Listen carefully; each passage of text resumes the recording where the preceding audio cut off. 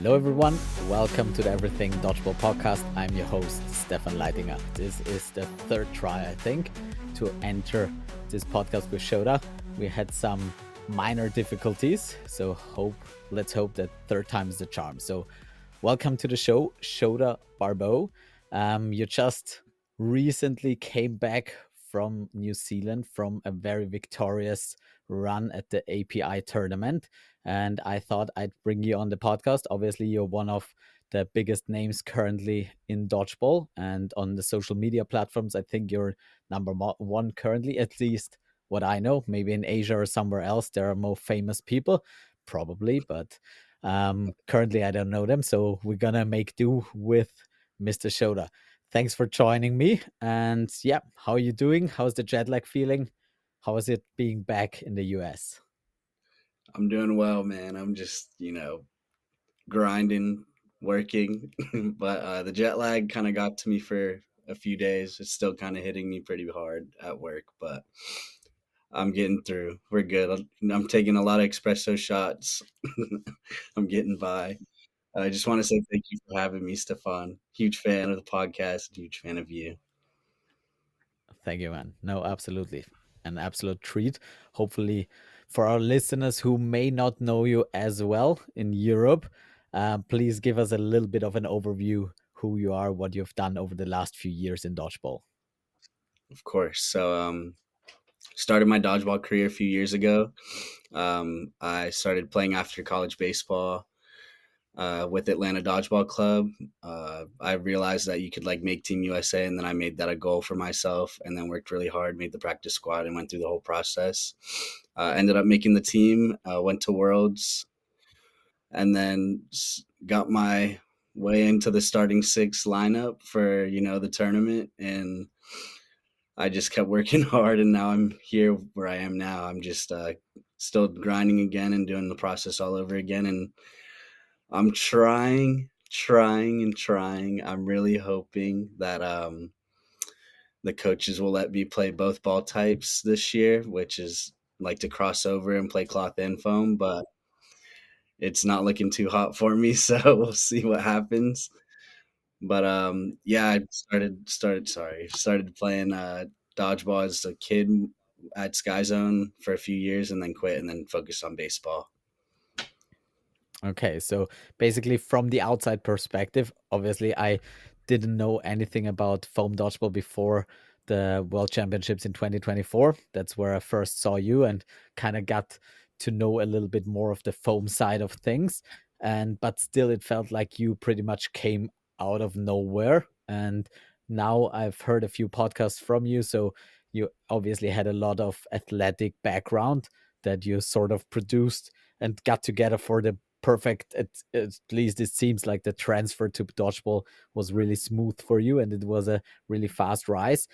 So before dodgeball you played baseball, as you said. How much of a part was that of your life? Did you really try to go professional in baseball?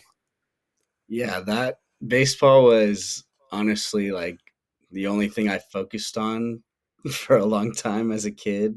Uh, it was where I got all my friends. Is where it just definitely took over my life. Just how dodgeball is taking over my life.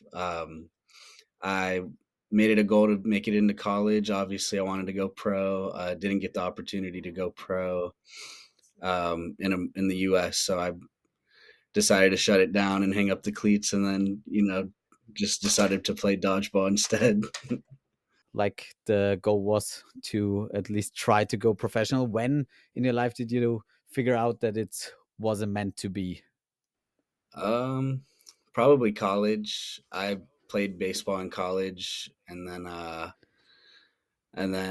there was a lot of politics and bumps and roads in college that kind of just took me out of the game. Eventually, I wouldn't say I like fell out of love with baseball, but I think I just reached my limit to where I just didn't even think about trying to play any further. I just play for fun now, like on a men's team on Sundays and just do things like that now.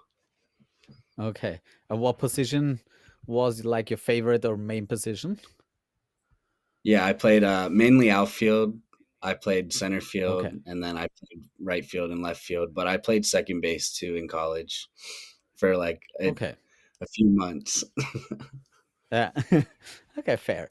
So did you stop playing baseball and then there was a period without any like obsession before you jumped into dodgeball, or was that more of a smooth transition?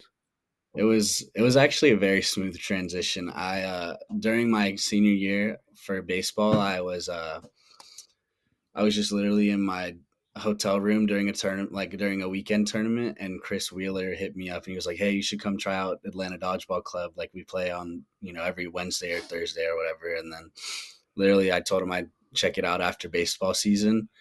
And I think like maybe 1 or 2 weeks after baseball was over, I went and just played dodgeball, and there was like 8 or 10 people in the gym, and I kind of got hooked even without that many people playing. I was just like, all right, I'm gonna come every week. It was fun. Okay, so you filled that spot for an obsessive other sport. You filled it up with dodgeball really fast, and so that's how you got started very fast and smooth. Yep, for sure. Okay. I got very obsessed. Is that something that you'd say you've always been? Is that obsession something that makes you so fast at adapting at a new sport, or was it mainly the athletic background, or was it both? I would probably say both. I also played like American football, and then I ran track and swam. So I like did a bunch of sports as a kid growing up, and then I only focused on baseball in college. So I think like being able to learn how to catch, learning how to move correctly with your body and like different sports kind of helped me adapt into like being able to play dodgeball better. But also like I definitely get obsessed over certain things. Like I'll get obsessed over a video game, or I'm getting obsessed over a career right now. So it definitely helps me like lock into what I want to do, and then I just do a bunch of research on it. I watch film every night. I watch like tattooing stuff every day now. So I definitely like when I want to get something done or I have an end goal, like I really set my mind to it. Okay, that is awesome. So there is still hope yet for you to play in cloth and foam. So once you set your mind to it, the coaches really have to try to stop you from doing that. Yeah. Um, on that point, let's jump into the most recent tournament, API, the Asia Pacific Invitational, if I'm not mistaken. So, and you played this year, I think, 4 divisions. Is that true? Yeah. I played 4 divisions: foam, mixed foam, cloth, and mixed cloth. Okay, that is completely crazy. But first of all, let's maybe dive a little bit into that tournament. What is API and what is it for you personally? What's your history with this tournament? So API is probably one of the hardest, well, at least on the foam side, it was definitely one of the hardest tournaments to win. But it's also one of the most popular because like I would say that side of the Pacific Ocean is like very foam heavy, like Malaysia, Singapore, Hong Kong, Australia, New Zealand. So like the competition level over there is insane. It would probably be like, I don't know, like maybe the Vienna Calling or UDO, so like competition wise, like it's pretty up there. It might even be like Euros, like it might be up there with Euros, competition wise. Like Mm, because last year when we went to like the round of 16s, like it was pretty much the Hong Kong national team that we played. So it's insane like how the competition level you run into at an early stage in like the playoffs. I know for the foam side at Worlds, it's not that competitive, but I know like the cloth side is probably a lot more competitive when it comes to like playoffs and like round of 16s and stuff. So API was has just been like an insane tournament that I've always wanted to win. I went my first year in Malaysia, so like 2 years, 2 or 3 years ago. This is my mhm. third API now. I got invited by Jeff Snow. I don't know if you know who that is, but he's one of like the Yeah. foam legends. Yeah, he's hilarious. But he invited me after seeing me play in like my sixth or seventh tournament. And he was like, "Hey, do you want to come to Malaysia and play an API?" I didn't even know what it was, and I was like, I looked at the flight, and then I literally bought my flight the next day, and I was like at a tournament and bought my flight for the tournament.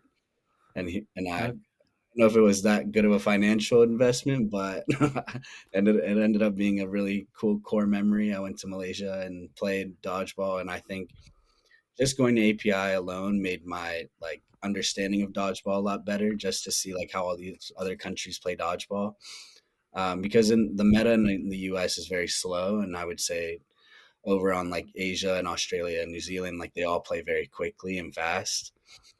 Um, and then I would probably say like that made me want to win the tournament. So I was on a stacked team already. I just didn't know really how to play dodgeball. So last year in Sydney, we played and we brought like we had an Australian USA team, and it mhm. was a lot of fun. We were called Brain Dead, and we ended up making it all the way to the finals. And then some idiot threw a ball with 20 seconds left and lost us the game. But that's all good because we came back this year with the USA team, with the North America team with a couple Canadians, and ended up winning it this year.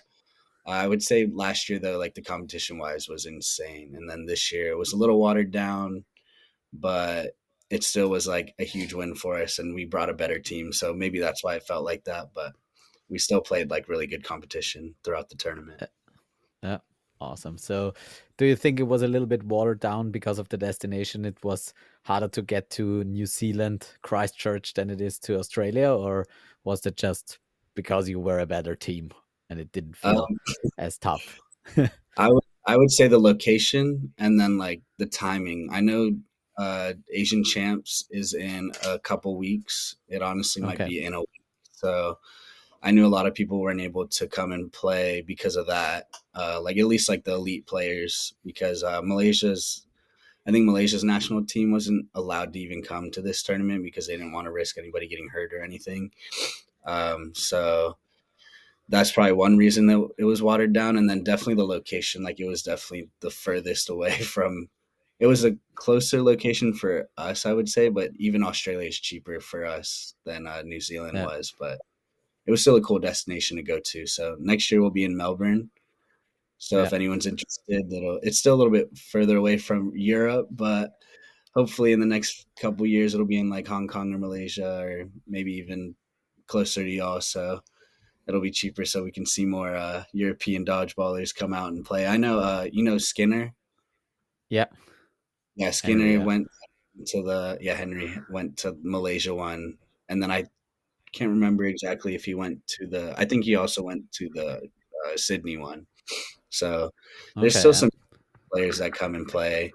I know Benji and like a few of those foam guys from the UK want to come and play in the API. So hopefully we'll see a few of them. And then if they keep cloth, man, I would love to see everyone there because it would be insane. I think API and Worlds would be like the two biggest tournaments if that happens. If people start coming for cloth. Yeah. That will definitely be sick. So, how many teams were there this year in each competition or somewhere around? How many games did you have to play each day if you play in four Oh man. divisions? So yeah, four divisions. It was I think it was like 6 games total for each division, and then we played round robin within 2 days. So it was either like we played 3-3 or 4-2 for each division. So I mean, I could play up to I think 12 games a day, and it was like 20-minute games. Yeah, but we brought like big rosters because we knew what we were getting ourselves into. At least I did, but because literally in the playoffs, if we were to make it through all the playoff games, like and make it to the finals, sorry, we would have literally it would have been like 8 30-minute games in a row, and then the next day would have been 40-minute medal match games if we made it through all divisions. So that would have been insane, which could have been possible if we beat a couple people that we should have. But I mean, the two teams that we did lose to on that day, like they played amazing. Rainbow and then Orcas has our number for mix. They're just a solid team. But yeah, so that was the setup for that. And then uh, playoffs was like it was foam until quarters, and then they included cloth. So we had like two foam rounds, and then quarters we would play foam, then cloth, and then mixed foam, and then mixed cloth. So that was like the order. Yeah. Even on like the regular round robin schedule, it went foam, mixed foam, cloth, and then mixed cloth. That was like the order every day.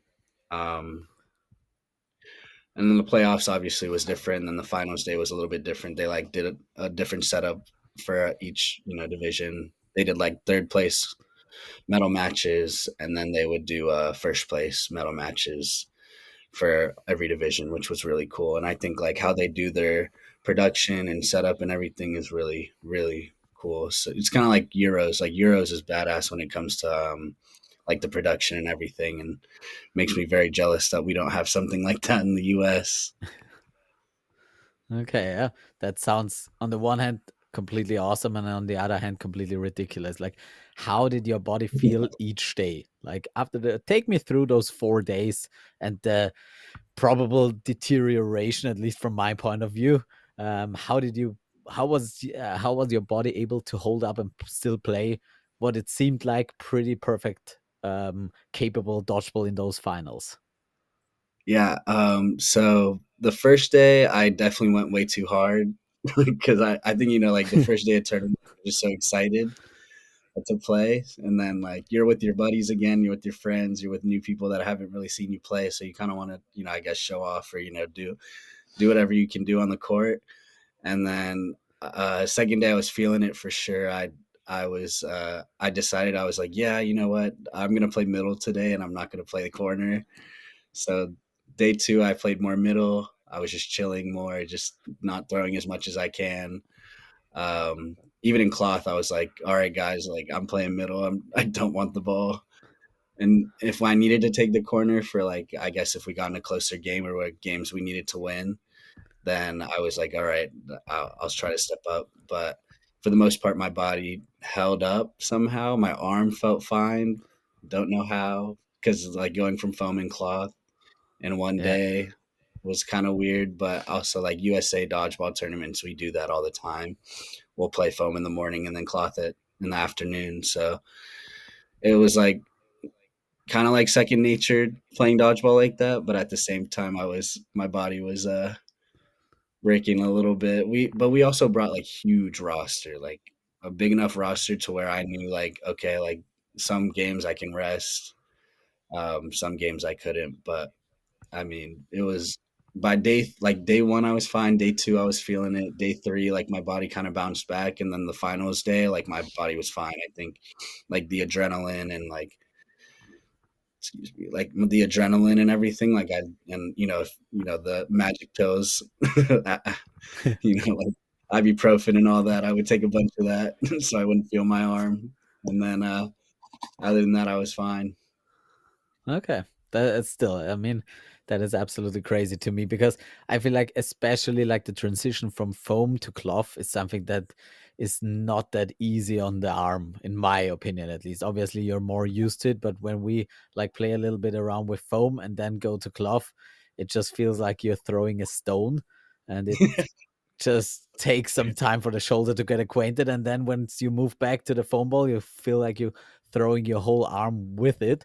So, yeah, respect. And how did like the rest of the team hold up? You brought a big roster, but how did people survive that? And um, was there any casualties? no, no, no. I'm glad there wasn't. I think for the most part, like Xander didn't play day one cloth for mix, so he only played three. And then like we had a Weak. couple people on our foam team for men's that only played foam. So like we used them a lot for foam, and then for cloth we had a few people that were like there for cloth. So we kind of had a team to where it was like, all right, there's two or three people that are here for foam only, and then two or three people here that are for cloth. And then we kind of did like load management based on that. So we would just like in round robin, there were some people that just wouldn't come out of that ball type. Like Kaylin and Josh were there for only foam. So we were like, all right, guys, Mhm. like you're only playing two divisions or one division. Like you're staying in there and you're gonna be a soldier for us this division. And they did a great job. So I was proud of them for that. And then that gave us like the people that were doing four divisions like a lot more rest. So it was possible. It's definitely hard, but Mhm. it was possible. Like day three was weird, like you were saying, like going from foam to cloth because we literally went. I think we went foam, foam, cloth, foam, and then it was like going from like the rule sets, different rule sets into like different throwing line to like using different balls.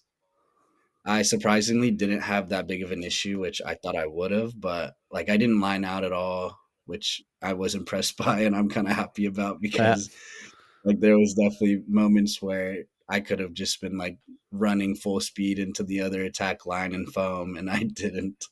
But especially in a playoff game, that would be so crucial and bad, Yeah. but it ended up working out Okay. for us. So Yeah, absolutely. So congrats on that. Definitely like men's foam and men's cloth champion.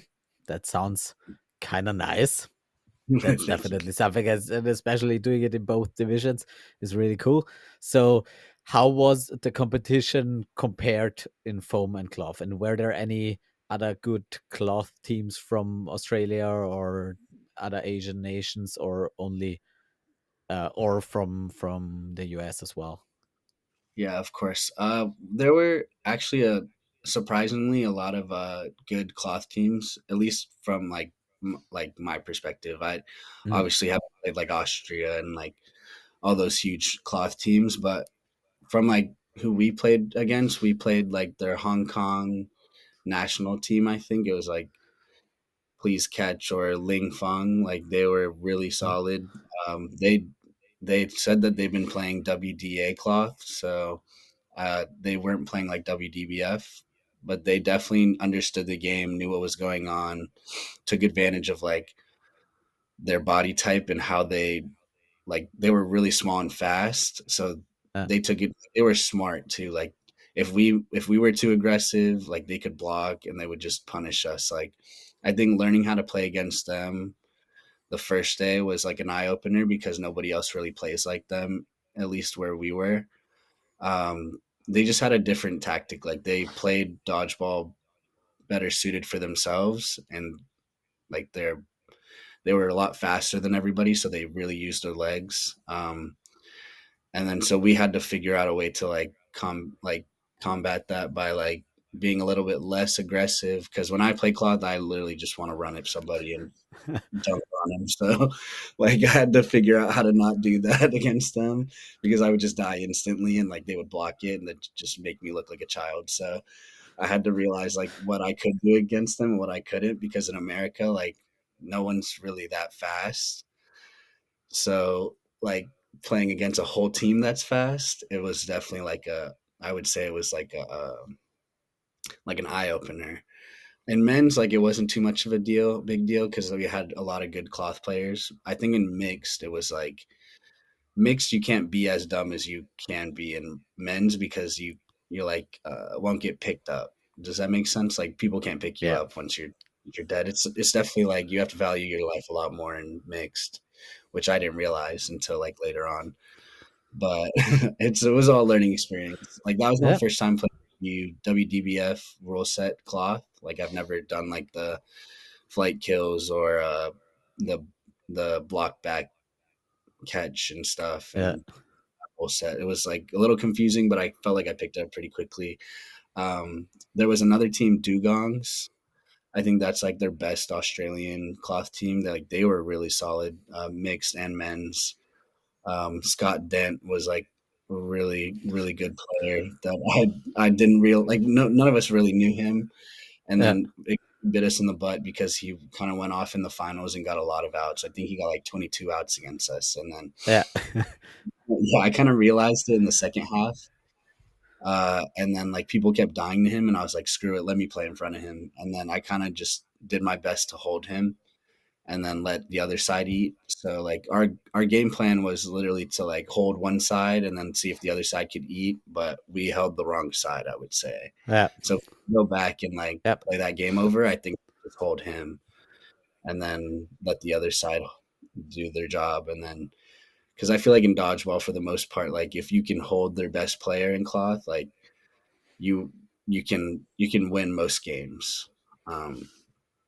At least from my experience. Uh, And then another team, Void. Void was pretty solid. I think there was a like Russell was that guy's name. I think he played cloth for Australia too. yeah. Like very solid. Great throw on him. Um, we just had to get him out early, and then it kind of made the game easier for us.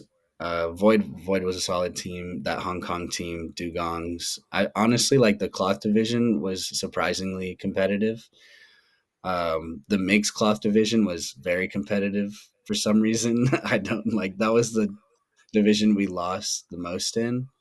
And then we went 4-2, and like how they do API is they did like an upper bracket and a lower bracket. So like the upper bracket was I mean there wasn't that many teams, so it was like top 6 teams or top 5 teams, something like that. And we were like we went 2-2, and we're like, guys, like we kind of have to win the next 2 games or else we might not make it in the upper bracket. So like the second day was a little tough because we had to like really try and mix cloth, and that was like at the end of the day where we're all Oh, tired. So it it kind of like woke us up a little bit that we had to win once we lost two. Um, but yeah, I think those were probably like the biggest cloth teams that I could think mm, of. okay. And in the foam division, you said there's a lot of depth and breadth as well. So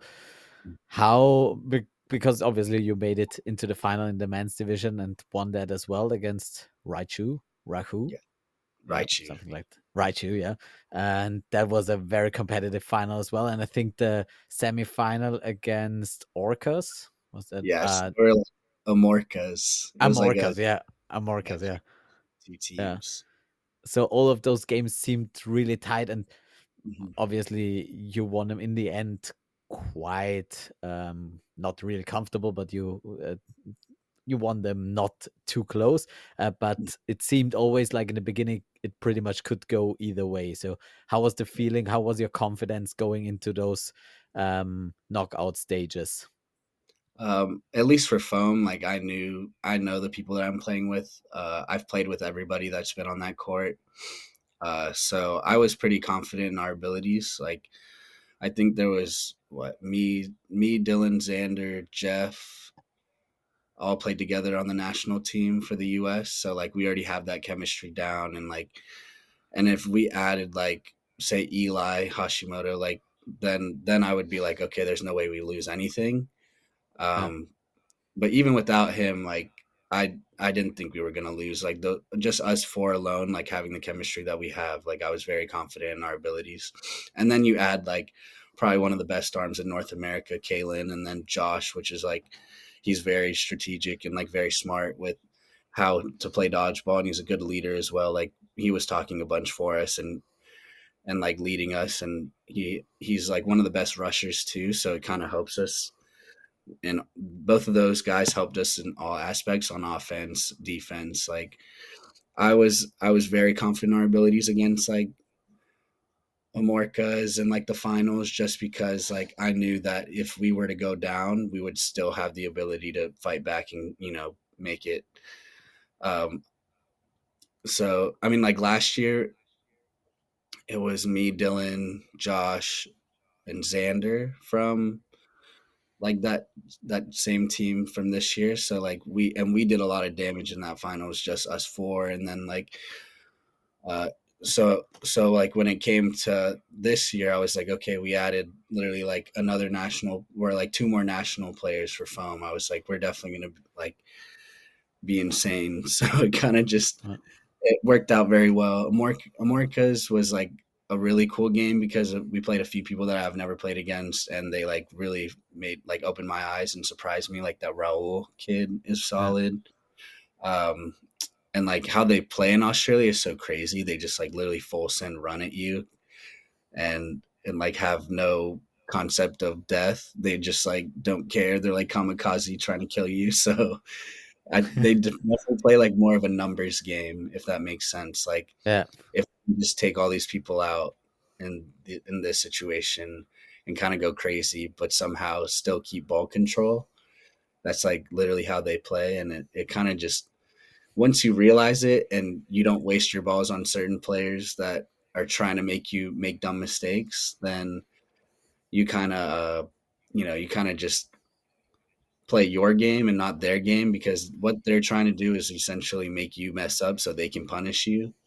And then once you realize that and just play your game and play like a little bit more passive, I would say, and then like be aggressive when you have to, when you can Mm. be smart, when you can be smart about it, then it definitely works out for you.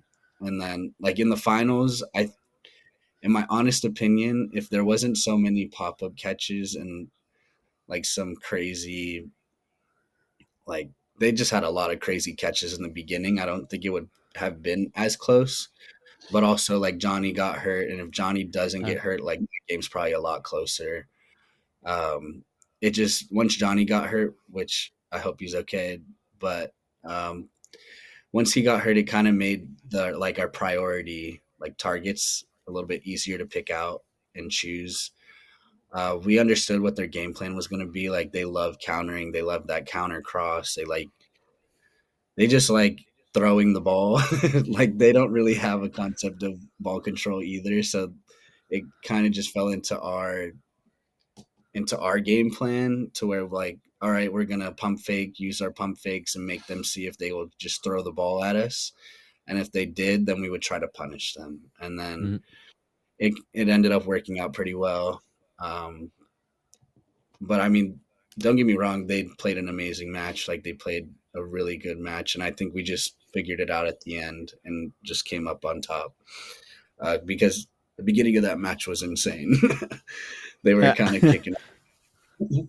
Yeah, definitely. But it felt like I only watched 2 or 3 games, and it felt like you always at the beginning were a bit behind, but then slowly you got into the game and rolled over them, and sort of that momentum and surprise from different teams with different approaches was still there. But how would you say like the Asian teams or those teams you played that you're not usually playing, how are they compared with their arms to what you're used to in the US or Canada? Is there a difference in arm speed or uh, I don't know, ball throwing types? Mhm. I think when it comes to foam, like a lot of the Asian countries, they have good throws. Like I would say they have great throws, but they don't have like they have like A or B tier throws. Like they don't have an S tier throw. Like Mm, obviously there's a few people that are outliers that do have that S tier throw, but they rely more on like their movement on their balls, at least in foam. Like their balls move insane amount. Like Hari Garin's throw will be like it'll start the right of my head and then it'll end at like the bottom of my left foot, and I'm just like that doesn't even make any sense. Like how do I dodge this at the end of the day? Like it just like their movement I would say is S tier. I would say their velocity is like A or B. mm, And then like at least for cloth, like uh I wouldn't say like the Hong Kong team, like they had good throws, like probably like A or B, but I don't think anybody on those teams had like an S tier throw. Like we have a couple guys that can really throw that cloth ball, so it kind of helped us realize that okay, they're just using their feet a lot more, like their legs a lot more rather than throwing the ball really hard.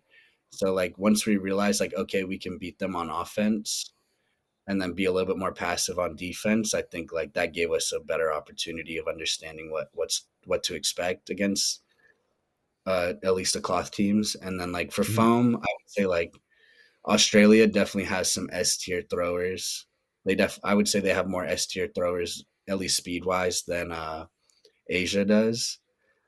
But I would say like Asia has S tier movement for their ball. And then Australia kind of has like A and S. And then the US, other than like the top tier players, I would say it's like similar to Australia.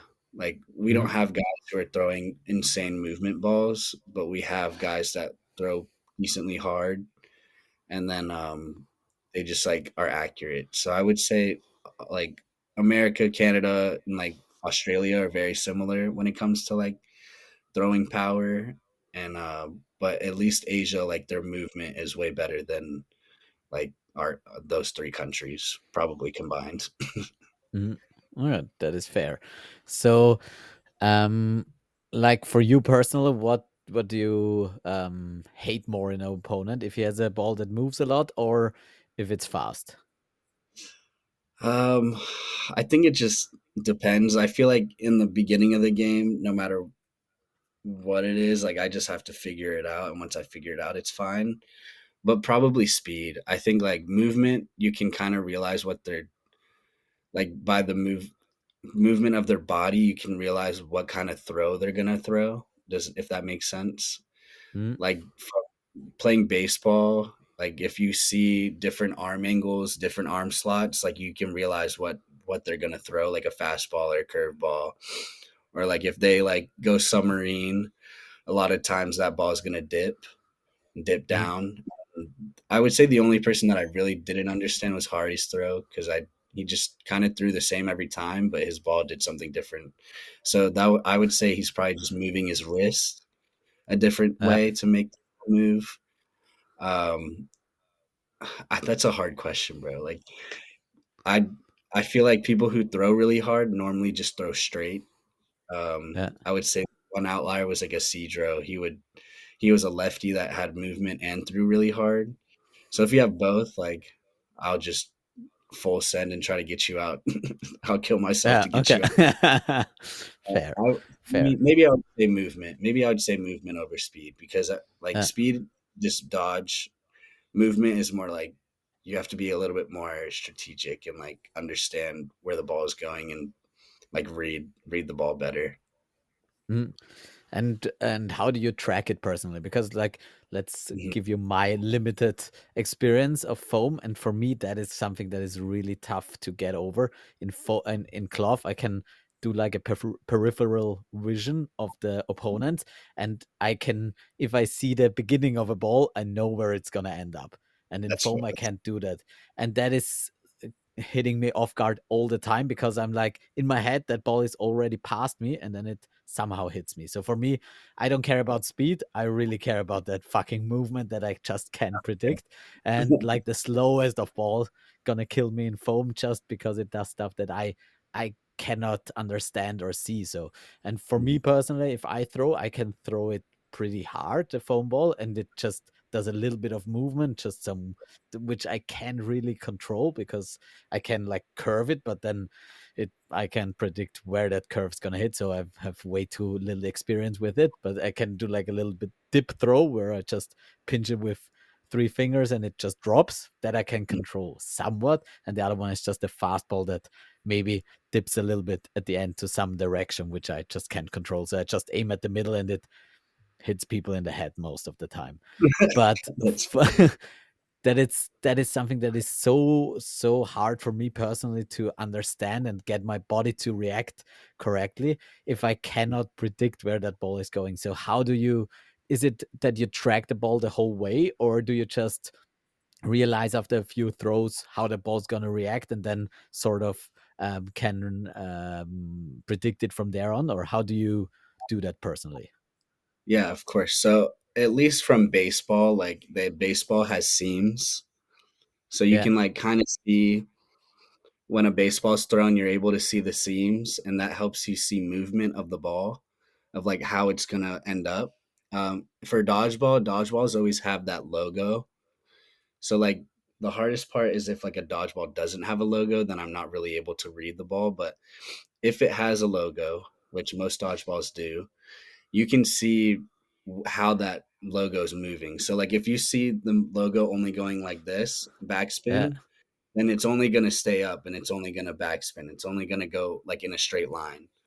The second you see like the logo like turning on a different axis, like say like I don't know, like a 2 o'clock axis, like then you're gonna realize like that would be like this way. Then you're Yeah. gonna realize like the ball is gonna dip at some point, and it's like a lot of reading, like with the eyes, like Yeah. understanding how balls move. And I think baseball is really what helped me understand it. Like when people throw sidearm, you know that ball is just gonna be going sideways. So most of the time, a foam ball is so light, so it'll end up curving out. Like if somebody throws it outwards, it's gonna curve to the right. And if they Mhm. throw sideways, but they pull their arm in and you see their arm, say if you're in the middle and you see their arm coming through their body across their body, most likely their ball is going to start curving the other way and it'll go left. So it's like understanding body mechanics and then understanding the ball's movement is what's going to help you understand like the actual movement of where the foam ball is going to go. So like if you ever see somebody that just throws from up top, most likely they're just throwing a fastball, throwing a straight ball. If you ever see like somebody turn their arm like this, like that dip ball, like if you see this angle, this 90-degree Yeah. angle, a little bit further from the head, not from up top, like right here, that's always going to be a curveball, like almost every time. And then like sidearm, people can throw curveballs. And then like most of the time, like when I watch like Malaysian players or Hong Kong players, when they throw that submarine, like they love that submarine throw. Like that submarine throw is just going to dip down because of like the angle of the ball. Because when you throw from the bottom, like that submarine angle, it creates it creates a backspin, but it's going so fast because they whip their wrist, like it's gonna end up just dipping and like Okay. trying to hit your. Yeah. So like the biggest thing when I look at people throw and I watch film is like if I'm really trying to do film on one person, like I especially in foam, like you kind of have to you like look at their mechanics, you look at how they throw, and then you look at okay, well they have a little bit of a hitch in their throw, or if they throw from this angle, it's this ball. If they throw from this angle, it's going to be a curveball. Like I mean, obviously dodgeball happens so fast at the foam level and at the cloth level. It's just like there's 6 balls in foam, so you're having a hard time reading everything. But if a lot of times, more times than not, when like at least even on good teams, like there's going to be one or two people with the ball that are going to be slacking. Like they're going to be Uh, lazy, right?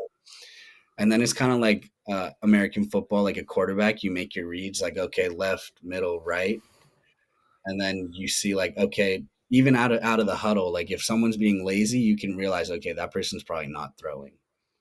Like that person's definitely not throwing. Like if they're lacking a little bit behind, uh, like you can just kind of X them out, look at the next person, and then like then I'm looking at like mechanics, body mechanics, how they're throwing.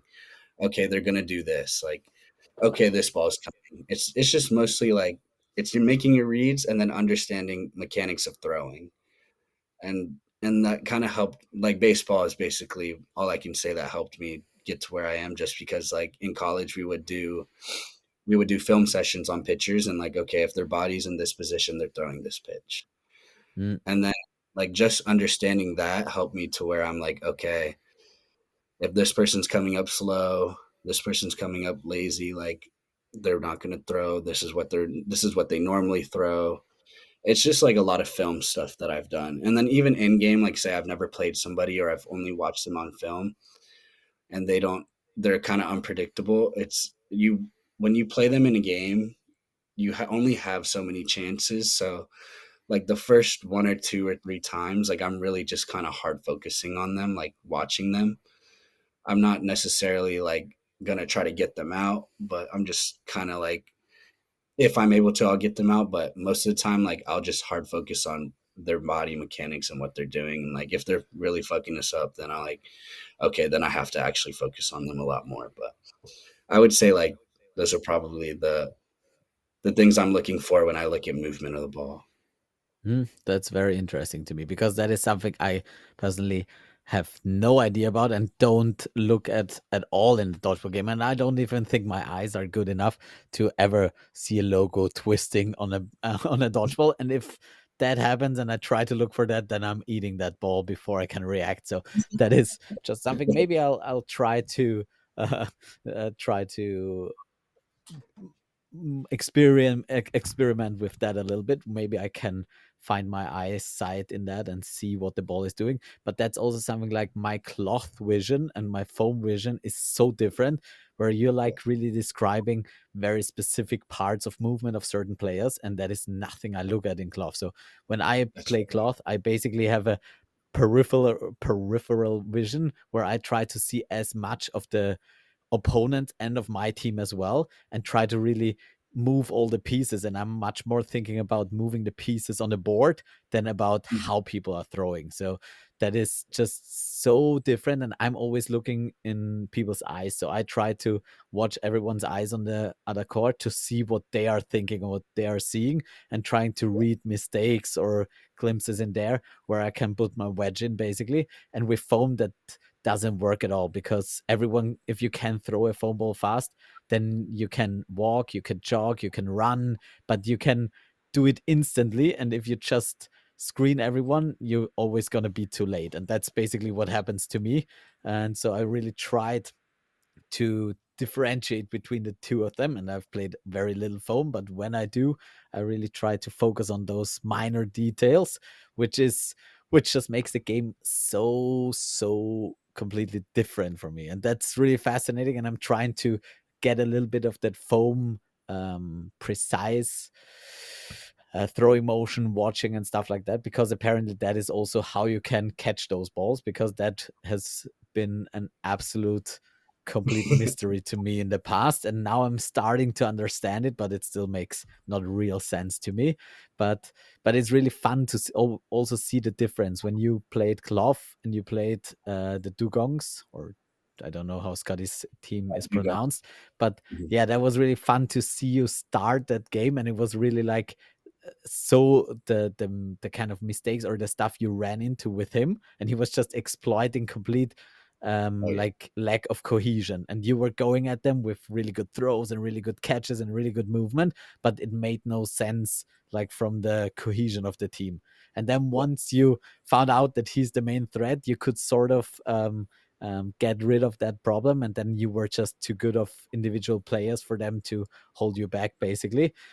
Mhm. But it was really fun to see how one cloth player could make that much dent into one team, just because they weren't playing as a team and couldn't really rely on their individual skill, which you can on a foam team if you're just.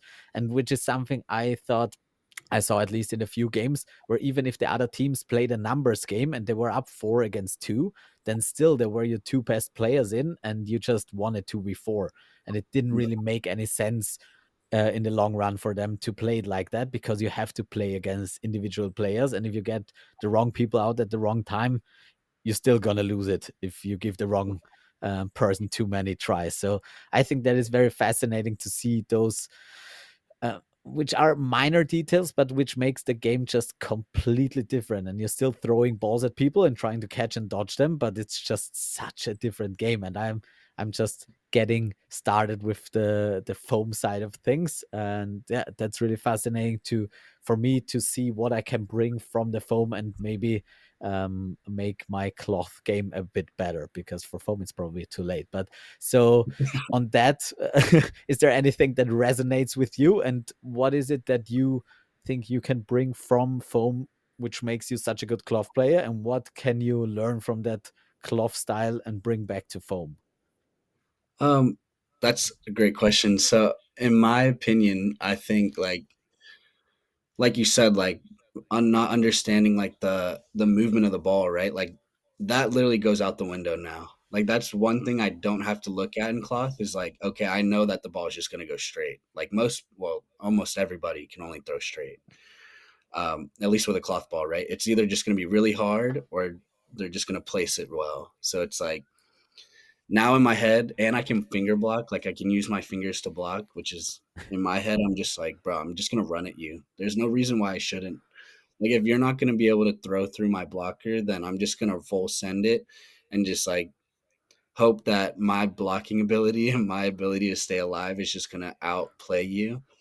And like I know cloth is really close, so like the fact that if you're gonna get that close to me, like then I'm gonna make you pay. Like if I'm able to read, like we only have three balls on offense, right? So if Yeah. one person's lazy, if one person's lazy and you're a corner and you read that, like I'm immediately just gonna run at you. There's no reason why I shouldn't. Like I'm just gonna create havoc. Like at least in men's, I know like well on this team in men's, like I probably wouldn't do this on every men's team, but on this team on men's, like my sole idea of like playing this game, I was like, okay, I'm just gonna get bodies off the court. Like cloth in my head, I was like, I'm gonna do a job, and I'm just gonna get as many people out as I can, and then like trust that my team will stay alive and like get the job done. Which a few times worked and a few times didn't. Like I think that's where I have to realize that I need to stay alive better. But I kind of just like getting people out and dying.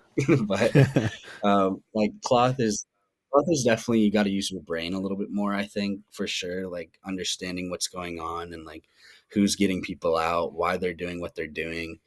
Kind of predicting like okay, they have two balls, and like a lot of times they would counter, like they both would counter, and in my head I'm like, why would you both counter? Like you'd go down to one ball, but they were getting two people out most of the times. Like and then like getting a ball back. So I was like, all right, well, if that's gonna happen, like at first I wasn't punishing, and then I was like, okay, I'm gonna punish. Like that's where like the foam kind of comes in. Like, okay, I'm Yeah. gonna predict that they're throwing and they're being unpredictable. Like then I'm just gonna throw and punish. So like that was similar to foam. Cloth, like foam is a transition game. So like when you throw in foam, like you're running at them, you're running back, you're running at them, you're running back. Cloth on the defensive side, I think, is also a transition game. Like Cloth can end up being as fast or maybe faster than foam, just because like you can get so close to them. There's a neutral zone. Like just being able to understand how to read players, like their body movement, what who's being lazy, who's not. Like you can just exploit that and run at them. Like and then finger block and then hit them and it's hard just because like cloth is easier to catch for most people. So I can't just like place it on their body because most likely they're just gonna catch it. Like I wouldn't say I don't have a bad cloth throw. Like I feel like I throw it well, but I don't throw it like insanely well. Like I'm not throwing it, 68, 70, like top of the top players, but I at least will use my body to throw the ball and like hit them. So I think when it comes to like throwing a foam ball and a cloth ball, I use the same mechanics. I don't change anything. I just literally only use my legs and then like let my arm whip from my legs. Like the biggest thing that I realized in WDBF cloth is like playing at that level because I don't think I've ever played cloth at that high of a level. Like USA dodgeball is like yeah we have good cloth players, but we also don't have the same rule sets as WDBF, so it's a little bit Mhm. of a different game. Like okay, we have to play a little quicker. Like the play two is getting us quite a few times. And then like honestly, I don't even think we had a play call for a play two if something happened. I think we just balls. I'm not like I'm not even gonna kid you, bro. Like there were some moments in cloth I was just like, dude, I don't know what's going on. They're just gonna throw this ball. And it ended up working for us, which is stupid. Like I'm sure if we played like you guys like Euros and like the really good teams, like we would get exploited for that. But like our talent alone kind of saved us here and there, which is probably a bad thing because when once we start playing like teams like you guys and teams at that high of a level, like it's definitely gonna put us in the dirt. But I also think like that was my first one, so if I play with a team that knows what they're doing and like can actually teach me, not saying that we didn't know what we were doing, but I would say half of us really didn't know what we were doing because half of us have never played WDBF. So like if I were to get implemented on a team that, knew what they were doing, understood the game and like, hey, this is our play call when there's a play two. Hey, this is what happens when this happens. Like then I'll understand the game better. I think for the most part when it comes to like foam so fast and like making decisions, cloth is a little bit easier just because there's one less ball. And then like if we were to go down to one ball and we had more players, then I was just like just trade. Like why not just trade? Just trade. So we would do that a lot. And even if they got like two people out, we at least would be even if we traded. If if that math is mathing right, uh, like if we won. But it was definitely more of a mental mind game in cloth. Like you definitely have to be pretty smart in understanding what's going on. So that's like a huge prop to you guys because half the time I'm like throw ball, hit person, like just get it out. That's half literally my whole strategy. And then once I realized like that Scott Dent guy was really making a dent, I was just like, I'm gonna go in front of him. I'm gonna do my best to hold him and just do that. And then I think like cloth, you definitely have to know your personnel, understand the other person and what's going on. But it's also hard because like on my side, like you said you have peripheral vision. I feel like I kind of just like lock on to the person in front of me and I feel like that comes from foam. Like I really focus on the person in front of me and mm, try to get them out because like then I'm just like, all right, whoever's next, I'm just gonna try to get. So it's like kind of like that in foam. And then in cloth, like you definitely have to realize like, okay, we have three balls, they have two balls. I kind of have to look at both. But I didn't realize that like he was hitting so many people because I was hitting people on my side. So it's like it was kind of evening out for a little bit, and then they just understood the end game way better than we understood the end game. Like I think we playing with the time, like we really didn't understand how to play the end game with time. And then all I knew what to do was like, okay, if we're down, I'm just gonna full send and just do my best to get people out. And then if we were up, I was like, okay, I have to be a little bit more passive. Like I can't be so aggressive like I always am. Like in foam, like I can always be aggressive because I'm trying to get everybody out off the court. uh, And in club, it's just like numbers, right? Like you just have to have more people. Which in my head, like I've listened to your other podcast and like you said, implementing maybe like if you get everybody out, like you get 3 points. I think that would yeah, be an insane rule set. Like that would be really cool to see. Cause like the getting everybody out would definitely like comebacks would be insane. You know what I mean? yeah, Like seeing a comeback, like getting everybody out would be sick. And then but then there's gonna be those people that just like, okay, we only need 2 points. Like we don't need to go crazy. Like it would definitely put a different dynamic into the game and a different strategy, which I think would be beneficial for cloth. Um, like I think the game's fine the way it is right now. Like it is cool, but if you were to get everybody off, like I do think it's, I wouldn't say dumb. Like I just don't think it's for my ego. I would say it's just not like, oh, there's still people on the court. Like I want to get them out. Like it's more yeah, like that. It's not even like oh, it's not fun to watch because of that. I think it's still fun to watch even if you don't get everybody out, but I think it's just like my ego is so like, oh, I just want to hit everybody. So it would be cool to see like yeah, 3 points if you hit everybody out. yeah. Absolutely. And to be fair, you're really good at hitting people out. So obviously that's what you want to do. So that's a hammer's gonna hammer and then Yeah. he's gonna catch, which is that is something that sucks. But um no, I think the assessment you made is very fair, and I'm personally also a very big fan of getting everyone out as one part of the equation. And we're gonna test it in the next regionals where we're gonna do like Central European Championships and stuff like that, where we're gonna implement stuff like that. And I think that would be a really cool um different nuance to the game and really incentivize players to go for more aggressive stuff, which we obviously want for viewership and just for the excitement of the game. And so I think in Glove, the tactical aspect is often so predominant that it loses a bit of that dramatic, athletic, explosive stuff, which is just so cool to see in foam, and which is something like where the highlight videos are made from and which people want to see. So I think learning from that and also implementing that into the cloth game can only be beneficial. And on the other side, for me personally, I'm a very cerebral player, and I have my like attributes, and I can throw a ball fast and stuff like that, and I can dodge, and sometimes I can even catch a little bit. But like my biggest quality is understanding the game and playing a numbers game and having that strategical side of the game. So in foam, that all basically falls out of the window because I can't make any pressure. If I fake, no one cares because I I don't really pre-throw that much, just sometimes to be a little bit unpredictable, but it just seldomly really worth it unless you kill someone that you really need to get off.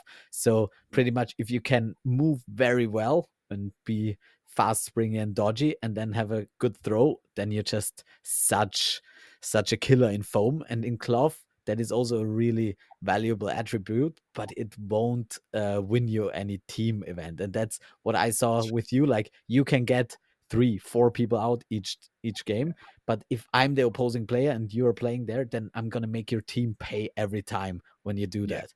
And that is that is fair. something and that is something in foam you really can't do that. If someone is so good, then they're just and you're not good enough, then you won't be able to do anything against them. And so I Mhm. think to have that option to play against them as a team, it's just something different. Wouldn't say better or worse.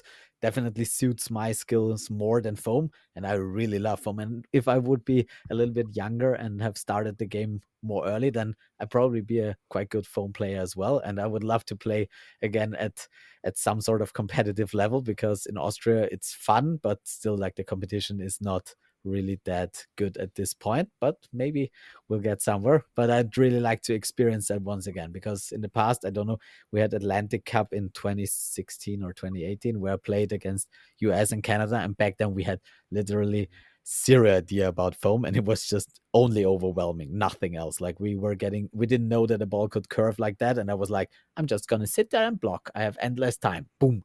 And Jeff Snow hit me with his left hand, I think. And I was like, okay, that is weird. And so experiencing that from for the first time, it was just overwhelming. It was still fun because it's cloth, it's foam, and it's dodgeball, and you can just throw stuff at people. And I can throw a ball really hard, even in foam. But then again, you have players who can catch those balls. You don't have those, or not least not many in Austria who can catch a good foam throw, at least somewhat predictable. And so seeing that was just a complete eye opener.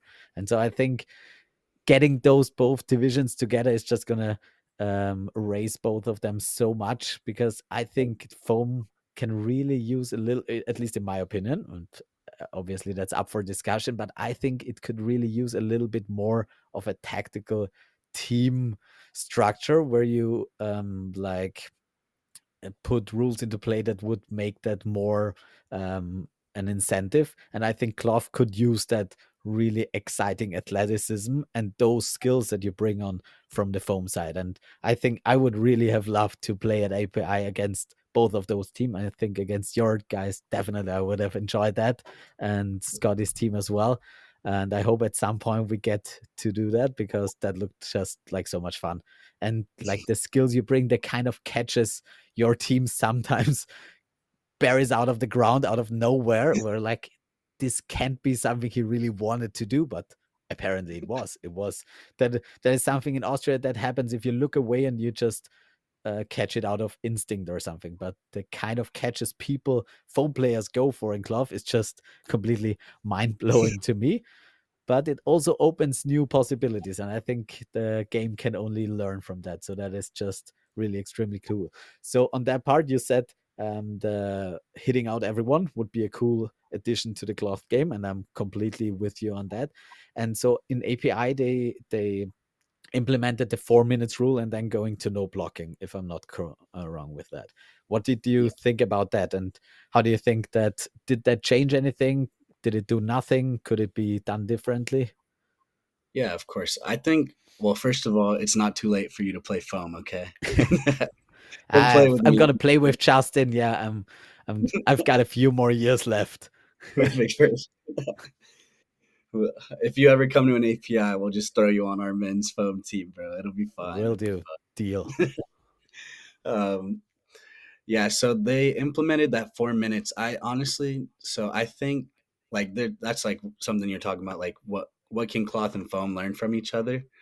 Like that's definitely something that we learned from cloth is that 4 minute timer. We're like, okay, like this will eliminate like standstills in the game to where like it'll make it more exciting.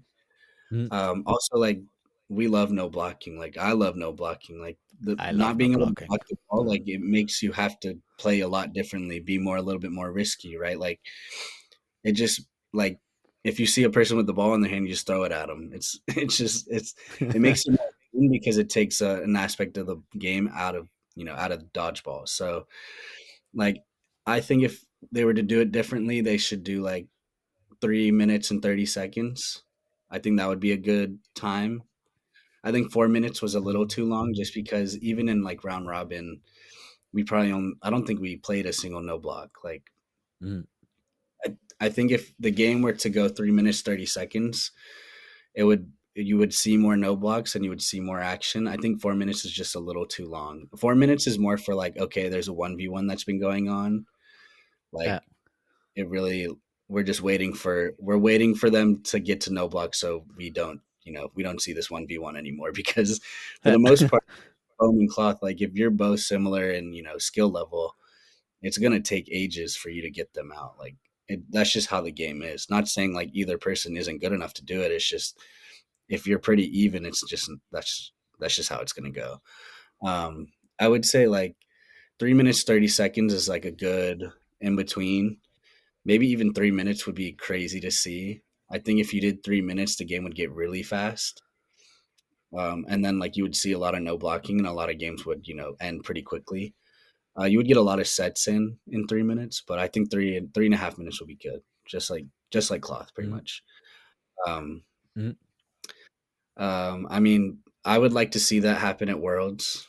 That would be something that I would really like to see, is like maybe combining like the rule sets would be a little bit easier. Like to watch foam and cloth is like, okay, cloth is 3 minutes 30 minute or 3 minutes 30 seconds. Once that timer's up, whoever has bodies. Obviously, if we get everybody out, then you would see more action. That would be really cool.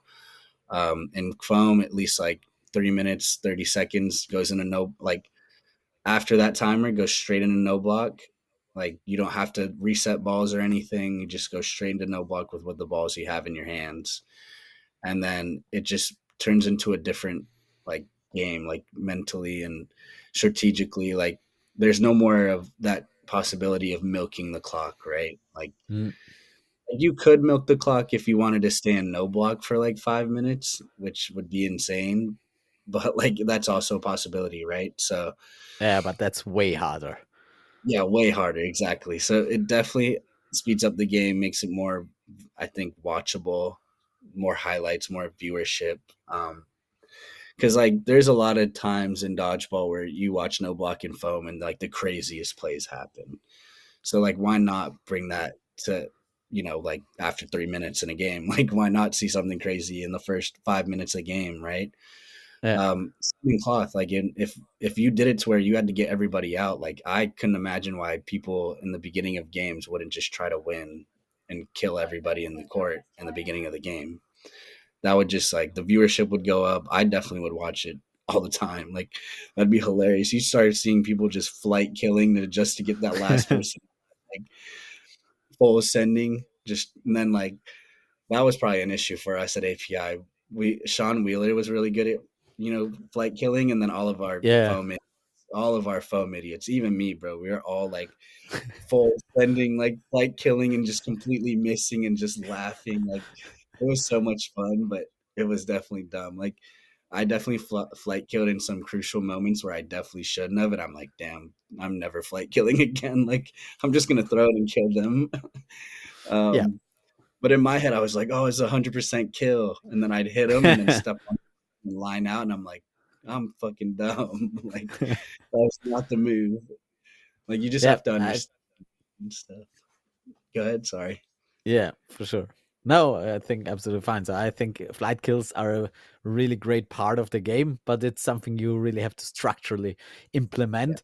And some people just like doing it, and it can also be a tactic against you because it's not that easy to hit someone with a flight kill if someone really knows how to avoid being hit Yeah. by it. So you can still dodge it, and if a dodge is worth a kill, then that's a deal for me. So I like if it when people try to flight kill me, even Yeah. if it happens that they hit me, but it's also possible to just get someone out without throwing a ball, which is fun. But I think, like, in my personal opinion, at this point in time, because cloth is for 3 minutes, I think 3 minutes at least, what I've seen is gonna be probably enough for foam as well if you go after 3 minutes, because most sets end earlier than that. And if Mhm. not, then you just have no blocking, and no blocking is fun. Everyone loves it, and it's always action packed. So I think it's such a crucial part of the game because it's dodgeball, and no blocking is you have to dodge, you can't block, and it's not block ball, and block ball is not really fun for anyone to see. So and if someone's really good with two balls in their hand, either in foam, or someone's really good in cloth at blocking, then it's really tough to get them out if they don't have to be on the aggressive side. So I think 3 minutes, at least for me at this point, is a good time. And I would personally like to have in cloth implemented the rule that you get 2 points if you're up players after 3 minutes. You get 3 points if you eliminate the whole team. And if it's a draw after 3 minutes, you go into no block and get 1 point if you win no block, because That'd be I think cool. Nobler, and I think like for Cloth, probably like a 30 seconds or 1 minute maximum, maybe 30 seconds no blocking time, where you, if you draw after that, then it's 0 points, or if you up a player, then it's 1 point. If you kill everyone, maybe 2 points. I don't know. Have to think about the details, but I think no block is such a fun part, and it can be implemented in cloth as well. And because hiding behind a cloth ball is really easy if you're good at it, and if the opponents cannot throw really really hard, or are super fast, or you make stupid mistakes, or you have to be very aggressive, then it's easy to hide. And I think we should take the possibility away to hide, because that's what's the boring part about the game. And I think the tactical part, where one team can play passive and the other team has to play aggressive, is not boring, because if the other team understands it, then it's going to be very aggressive, and you're going to make some plays that you wouldn't do usually. So I think that's still part of the game. That's just boring if the aggressive team doesn't understand what they're doing and they're still playing the same thing and leaving the passive player to survive. But if we take the shields away from players, then we get just a little bit more action. And I think that would be good for everyone watching and playing, because yeah, blocking is fine, but it's not really the most fun part of dodgeball for anyone. Yeah. And yeah, and as you said, like if you used to block with a foam ball, a curving ball, then blocking a cloth ball is really really easy. It's, I still think it's kind of different, because you have to look at a few different things as well, and the distances makes them different. And even if you say you can run through me, then that's definitely possible. You probably can run through me, and like I have Basti on my other side who does that to people, who just runs through them, jumps over the ball, and hits them out. But if you can adapt as a team, then it's very easy to get players like Basti out if you play as a team, because they're going to be far ahead of everyone else who protects them. And once they release, they're just there to be gunned down. So it's a balance, but yeah, I think that would be just really cool to see. We'll talk about how we can implement that, but I think it was cool of API to implement this 4 minute rule. And at least what I heard, there was not big opposition against it. So at least it's one step in the right direction, where everyone saw that it didn't change the game too much, and it pretty much got only rid of really boring stuff. So unless you're a player who loves 1v5s and takes 10 minutes for them, that's probably the only players who really get hurt by that rule. And yeah, that's not so fun. Well, that's fair. But I also think like in a 1v5, if you go down a no block, it kind of makes it easier for you too, right? Like now you can just throw at them, they have a ball, and try to get them out. It just makes more action. But I would love to see no blocking cloth. That would be so cool. That'd be Yeah. insane. I would start dying. Like I think playing no blocking cloth would just be hilarious. Like the things that people try to do. But the thing is, Like we tried it once, and the thing is, everyone just caught the balls, because the thing is, when someone has a block ball in their hand, you're not as afraid of them catching you, so you place your ball differently and you just try to hit them. And so your aim is just different, and if the opponent knows he can block and just drops it and goes for the catch, it makes it just so much easier to catch balls. So in the beginning it was just catching, but once you realize that's the first thing that's going to happen, then you fake at them, they drop, you run them down, you hit them down. So it makes just, it adapts again, and every counter has a different counter, and so the game just evolves on that. So it's actually really fun, no blocking in cloth, and there is still a lot of things to be explored there. I think that might be fun, might not be, and then we can change it back. well, maybe if Simon, if you're listening to this, next time y'all do cloth, do a no block like Stefan said. Let's see it. Love it. Be Yeah, sick. I mean, yeah, like API and stuff, like those tournaments that isn't worlds, like that's where you should be trying new rule sets to see what makes the game better, what makes it better for viewership.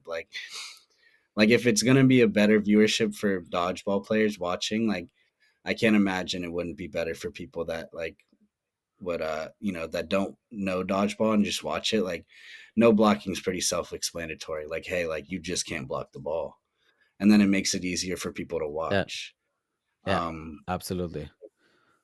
no Um, blocking would be so funny to watch at a high level yeah, at cloth. yeah. I think so too. We will certainly have to try that out more because I tried it at the beginning of the season and then I just forgot about it. But since I played foam now again at a little tournament, I was like, there is that thing. We still have to implement that at some point. That's going to be fun. So, you're a very obsessive person, really deep into dodgeball. And as you talked about those specific things that you are implementing into your foam thought or thinking process, what do you think makes dodgeball such an enticing and a game that players who really get into it, why are they willing to pay all their money, um, risk their body, and travel the whole world for? What makes dodgeball so special in that regard?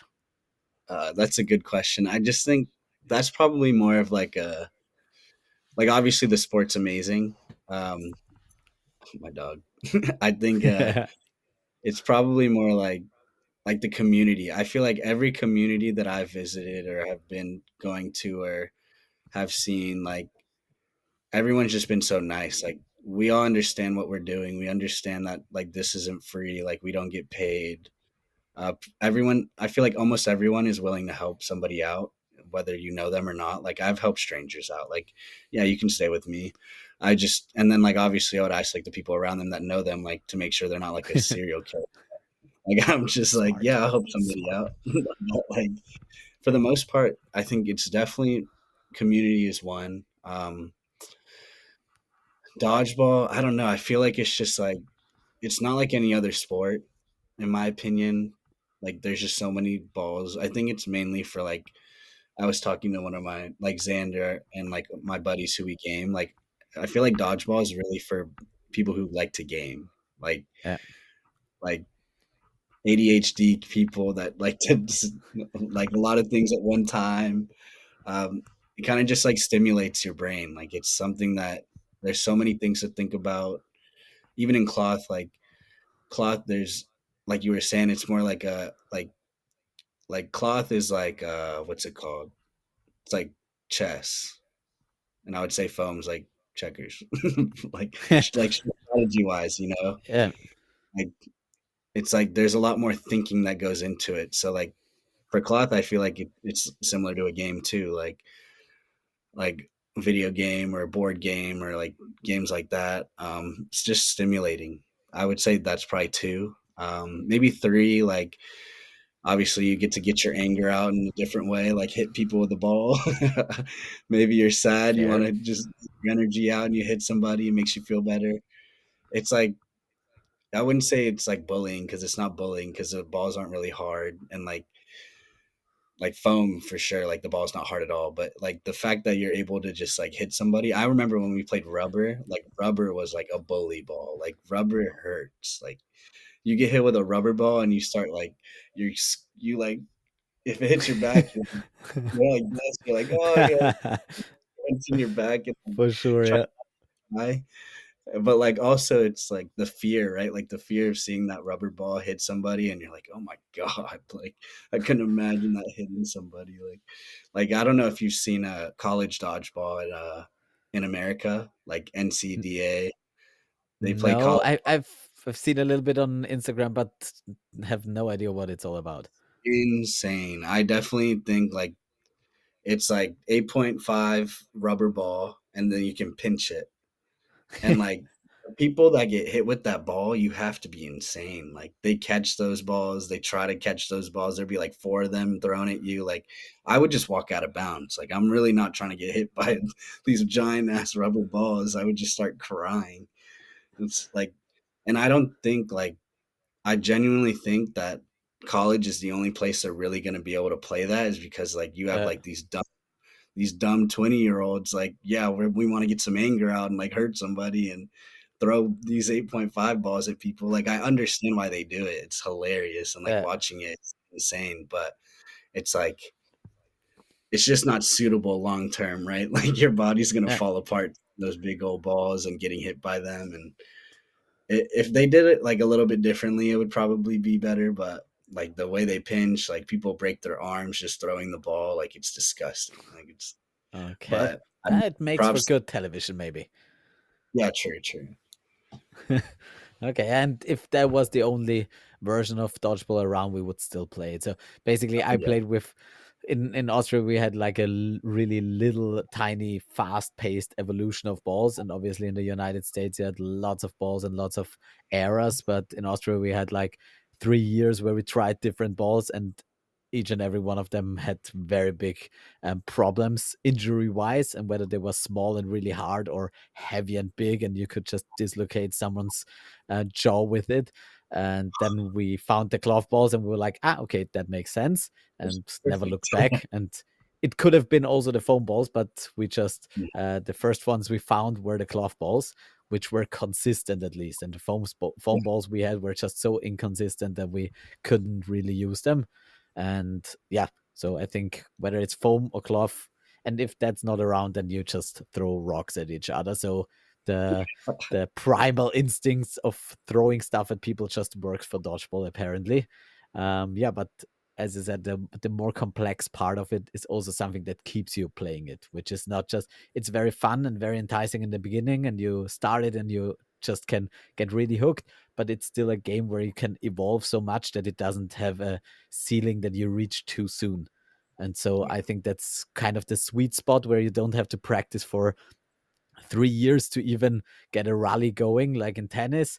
And you, so it's a sort of like pedal with balls where you can start and have fun from the beginning, but even at the highest level, it's a really different sport, but it's still just fun. And we're still at the point in our evolution where we don't know where the ceiling is yet. So you see every year younger players pop up who are just faster, catch better, throw better, or stuff like that. So I think it's going to be really cool to see also where that next step of dodgeball is. And maybe it's with no blocking and shorter time and whatever the hell. And maybe 4 divisions a day, which, yeah, is No, something I'm not going to put my body through at this that's point, I only if you think. sign up. That's only if you sign up. You don't need to sign up for this.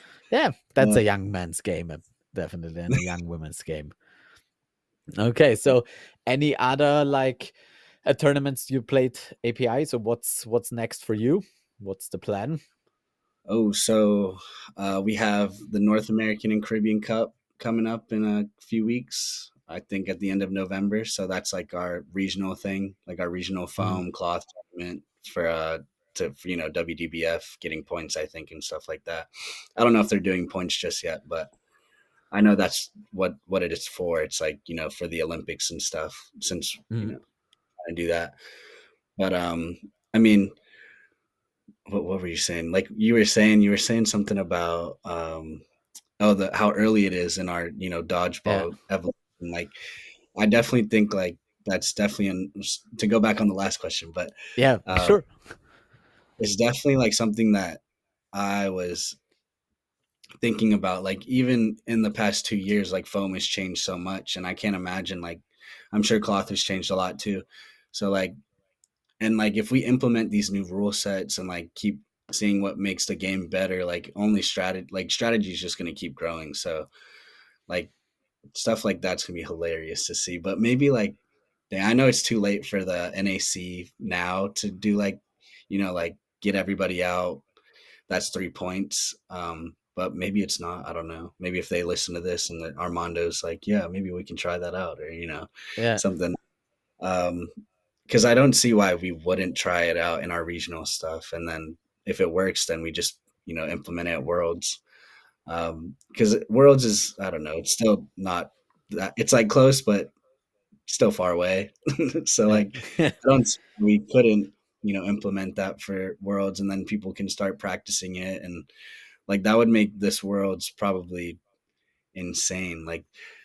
Like having a new rule set for this worlds for foam and cloth, at least like to change it to where it'd be more a little bit more watchable or viewership wise, like would go up.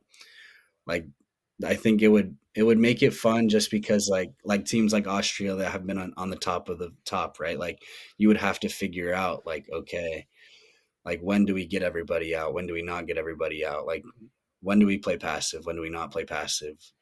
And if they put no block in, I'd just I think that would just mess up everything. There'd be like crazy like playoff like Cinderella stories, bro. Like it'd be really cool to Maybe, yeah. see. But even in like foam, if they did that rule set to where you did no block, like I think people would get really surprised at who would beat who and like who could take advantage of it just because like just changing a little bit of a rule set can change the way a team plays and like maybe that meta doesn't work anymore so then you have to find a new meta so little things like that would be really cool to see. Dang, whoever's listening to this, whoever's on the board. Let's see. Yeah, I think that's a really smart rule that they made in the EDBF, where they said that they're gonna do it at those regional tournaments, and I know we're gonna try the 3 points at Nice. CECs and NECs and stuff like that, and maybe something else as well, and then see if it works, and then try to implement it if it works on the wider stage as well. So there was one thing I just wanted to ask as well, but it slipped my mind. Where were we? You're just Yeah, you said no, that's for me. no, I know. The one, like it's personally like my pet peeve with dodgeball with both rule sets, but Mhm. much more with the foam rule set is like I hate nothing more than it's fun for videos, but it's something that is really bad as a player when someone catches you by accident, basically when the ball just gets stuck somewhere. And in foam it just happens more than in cloth. In cloth it mostly happens when you miss block and the ball gets stuck between. I hate that.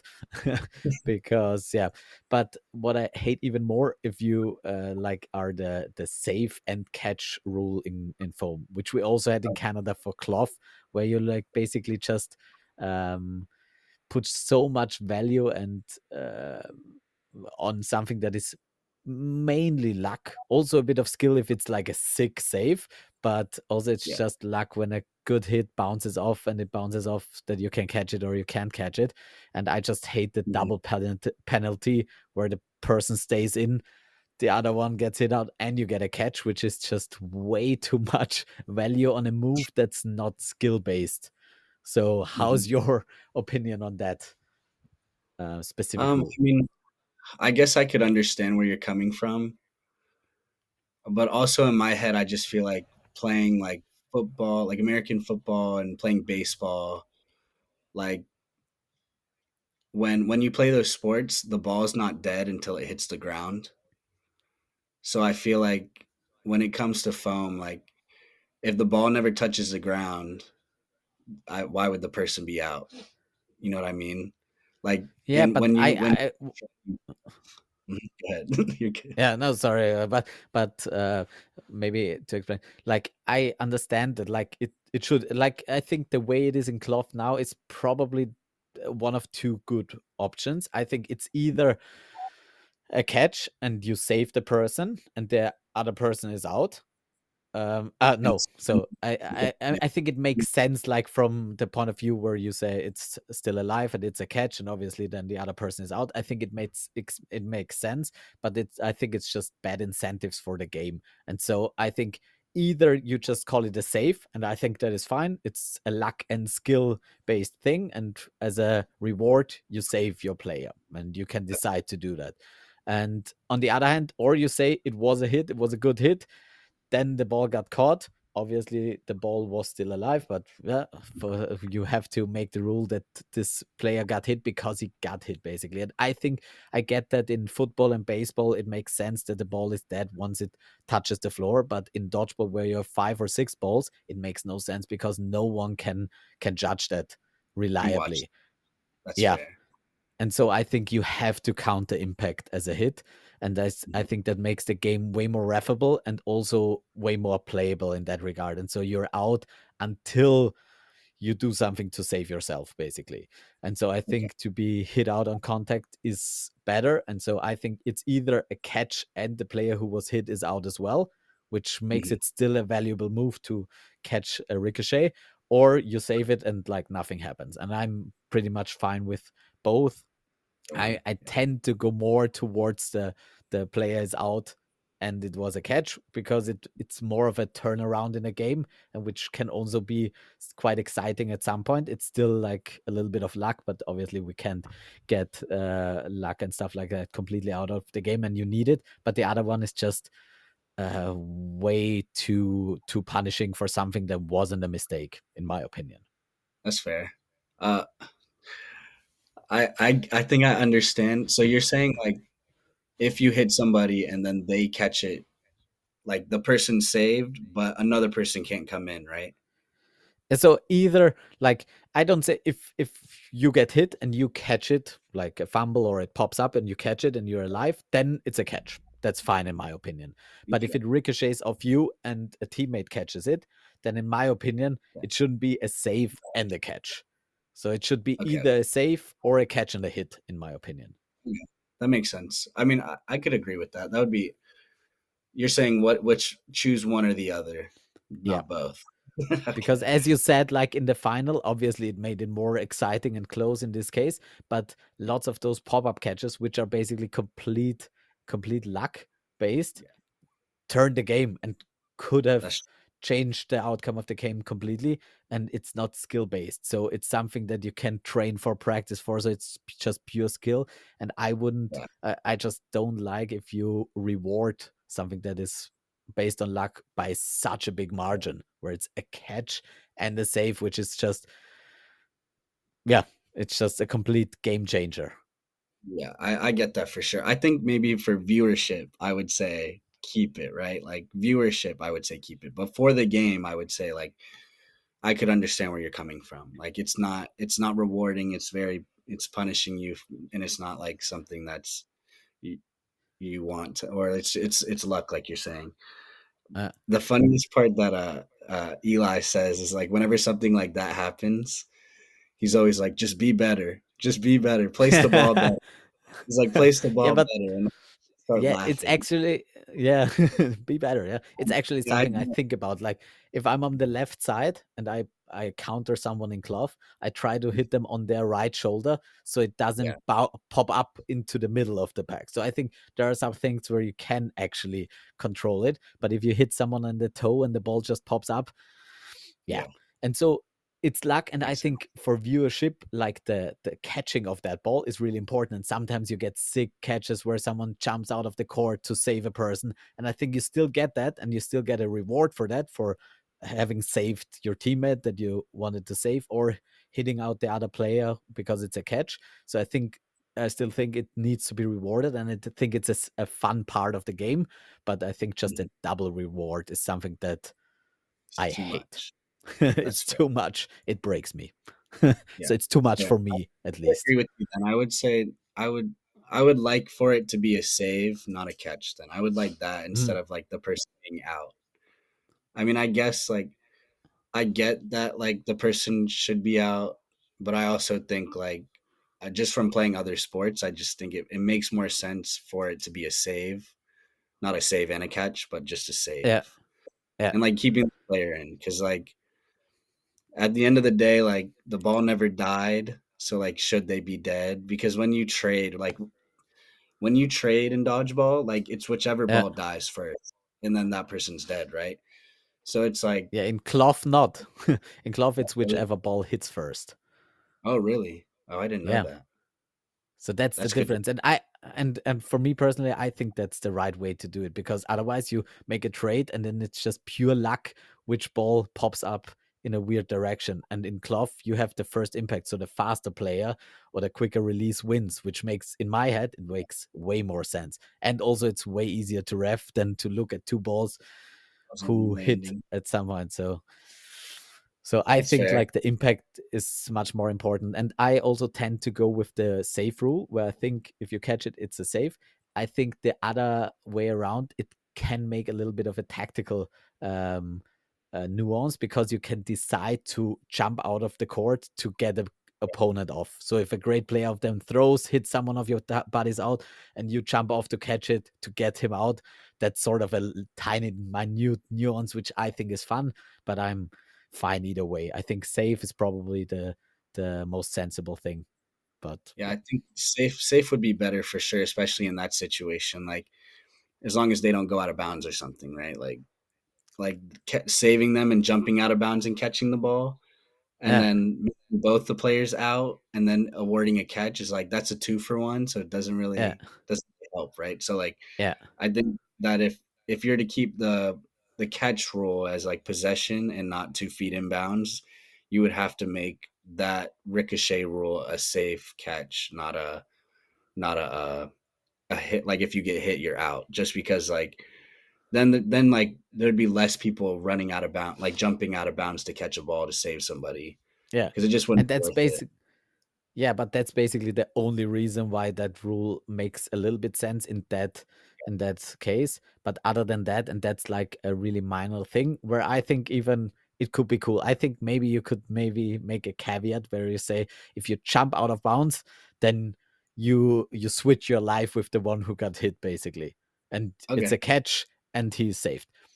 That would yeah, be fine by me as well. And if you I would, stay I in would, bounds, yeah. then it's maybe just a save or it's a catch and the hit Mhm. player is out. So yeah, Dang. that's just one tiny pet peeve I always have when I play foam because it always happens at some point and it's just so fucking frustrating when you make a nice hit and it just pops up really slow and you're like ah, fuck. And in glove at least you can hit that person out while they're jumping for that catch, but in foam since you have to wait for the ball to bounce onto something, it's still even if you hit them in the air, the catch still counts. So yeah, a personal Well, frustration, that's but fair. maybe someone shares it. Yeah, We'll see. We'll see. That would be cool to see. It definitely makes more sense to like combine both rule sets so it's easier for everybody to watch both balls. yeah, Uh, definitely. I just think so we're everything we can do to combine them is a good thing. yeah, for sure. I agree with that 100%. If Yeah, foam players can't get everything they want, so and cloth players can't get everything they want, so we have to find a yeah, middle ground, and then yeah. we'll be fine. I think so too. And then who knows? Maybe we'll be playing with cloth balls and foam balls on the same court. Maybe like a Super Bowl. So if you That'd be catch a crazy. foam ball, it counts. If you catch a cloth ball, it's just a block because everyone Okay. apparently can catch those, except for no blocking. Then it's the other Yeah. way around. So Oh, let's make dodgeball complicated again.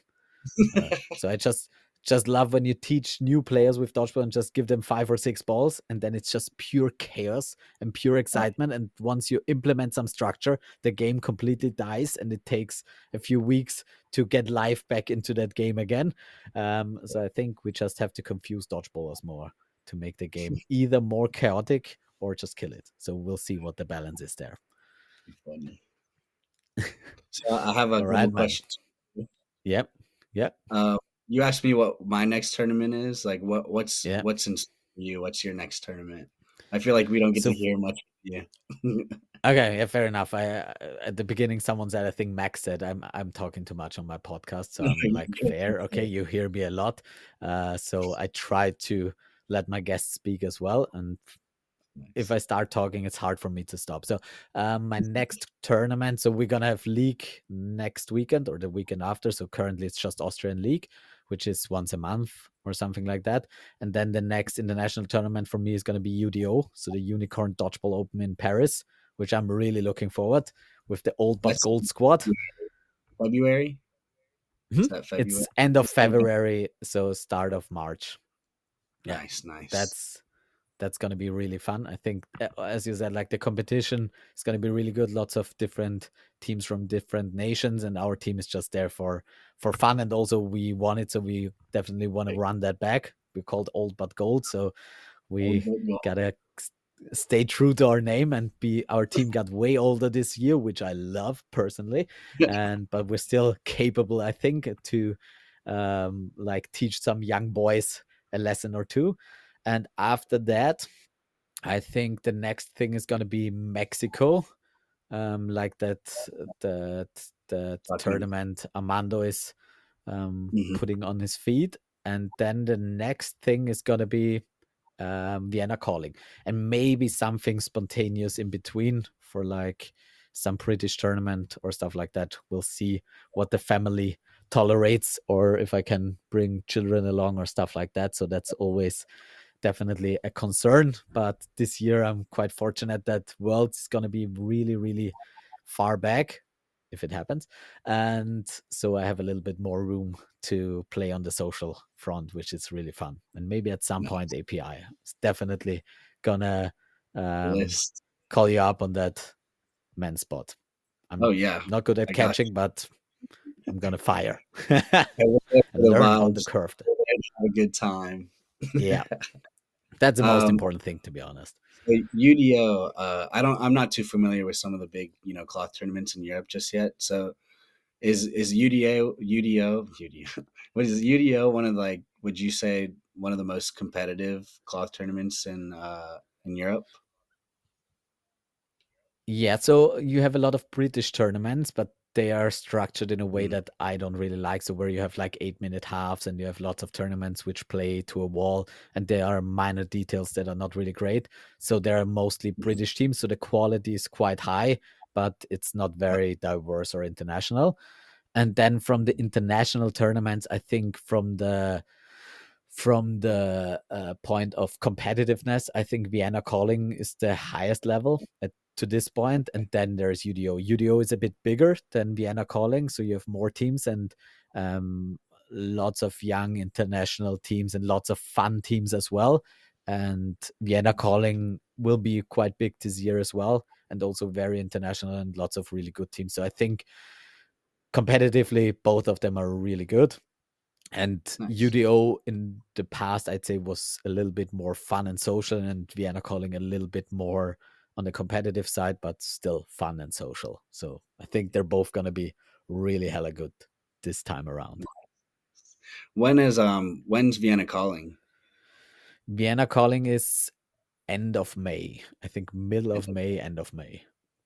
Yeah, Okay, something cool. like that. I think I think I'm gonna try to make one of those happen, UDO or Yeah, Vienna calling. I've been that would invited to be, both. I think UDO is probably more financially capable yeah. of doing, just because like getting to the UK is a little bit cheaper, and then like you could just take a train from UK to Paris or something like that.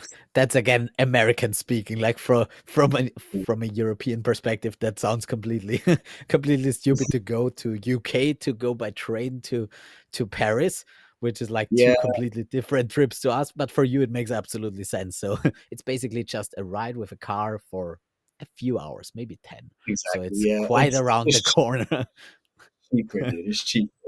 Whatever I can get Yeah, cheaper com- price. absolutely, completely fair. I mean, So that's I'll fly if I need to, but yeah, it's cheaper. I'll fly. But I yeah. know at least from the people I've been talking to, like how they're getting there. That's how they're going to get there. So Okay, it might be that's fair. worth the trip to deal with other people and like have fun and make memories on a train. Yeah, yeah, But absolutely. So riding on I'm a gonna. train for 10 hours, that is always good. That's fair. I'll just sleep. We'll be fine. I'll bring Yeah. my sketch pad and I'll draw. We'll be fine. Yeah, We'll make you it can work. just tattoo some strangers.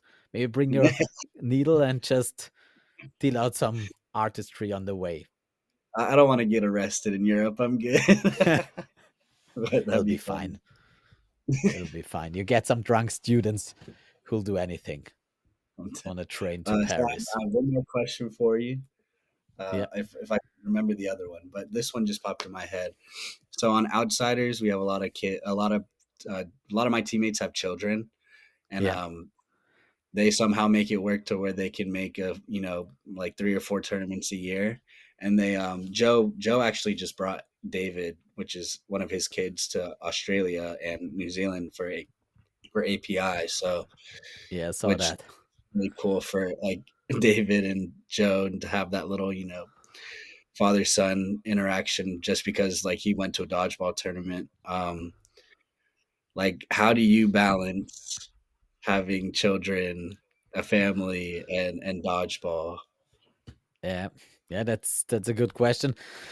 Well, the answer is first of all, I have a great supportive wife who takes a lot of that burden, and I also have a lot of family around. So we have a very good family network. Like my grandparents, her parents are really stepping in as often as I need to, and so that makes it much easier. Also, like dodgeball in Austria and Europe is way easier travel wise. So basically, most of my tournaments are half an hour away by car, and I don't have to fly to them. So basically, what I try to is now my kids are a little bit older, so they're 2 and 5. So it's easier now than it was 2 years ago. And so this year, I'm gonna try to go to 3 international tournaments, which is quite a toll, and it's always like close to maybe 4 or 5 days, maybe even a bit longer. So that's definitely not something that I can take for granted. And luckily, my family is very supportive in that regard. But yeah, it's definitely a difference, and it's happening to more and more people around. So lots of my inner dodgeball circle who started with me is now having little children. So it's also like now on league days we have much more kids there, so it's also getting easier to bring your kids. And today after this podcast I'm going to go to the training session, and I'm going to bring my daughter as well, so just have her on the sideline playing a bit and trying to integrate her into that whole scene so that it's easier for me to play, and also for them to maybe get a little bit of feel for that community, because it's just such a nice family. And basically my dodgeball community is my friend group, and so they all know her, she knows them, so it's quite easy to just Works give her to someone on the team and train for a bit, which is, perfect. yeah, which is very fortunate. Dodgeball daycare. Yes, indeed. Yeah. So we had, like, Yeah. we always say we had the Kulnik kids, which are 3 kids of our oldest players, and they went to every World Championships. They partied at Madison Square Garden at 4 o'clock in the morning when they were 8 years old. So they were like the guinea pigs in that regard, and they turned out pretty great. So we're Good, going with good. it. Dodgeball Perfect. family education is That's working. fun. Good, good. Perfect. I think that's all I have right now for my questions. I might think of another Awesome. one. Second. Perfect. So I gonna have to get my kid anyways and prepare her that we're gonna go to training session. But this was an absolute pleasure. I think we can talk a lot longer about dodgeball, and at some point we're gonna run it back, and you'll maybe remember that last question. And maybe, hopefully, 2025 we'll see each other at some tournament in Europe or somewhere else. And yeah, I'm definitely looking forward to being caught by you and trying to throw through your block. So, and maybe at that point, I'm gonna just do the Scotty way. This is my signature move, which he just copied, the tombstone catch, and he Yeah, just that was wasted you on that one. That was pretty. That was a great meme moment. I completely loved it. It was. I love those situations where it's just a few maybe aggressive and maybe even stupid ideas from many people, and it just works out perfectly in the yeah. completely wrong way, and it just makes a highlight. I just those situations are just so unique, and you just gotta love them. So that Well, was I'm sick. glad it happened on the first throw though, because it was like a Yeah, 1v6. I'm just glad it happened on the first one. yeah, that Glad he would have bobbed been much. didn't like fully touch it. Because if he Yeah, fully got it, I would have my ego would have been like down, down. But at least yeah, he bobbled. And I was like, yeah, it was a a good. little bit. Yeah, but he just caught it with his fingertips. It was just all I know fingertips. it was a good catch. It was a great I catch. know. That was fun. Yeah, so I think that's it for today, Shota. It's been an absolute Perfect. pleasure getting to talk to you, getting to know you, and hopefully, as I said, let's Me play in the too. future, foam or cloth. Yep. And if you get that 1v1 challenge on the way, I'll definitely Mhm. make sure to challenge you in cloth and never in foam. And we'll see how that works out. Perfect. It was a pleasure. Right, Thanks for mate. having You're absolutely welcome. All right, everyone, keep throwing those balls. Try not to get caught, and take care, everybody. Peace out. me. Peace.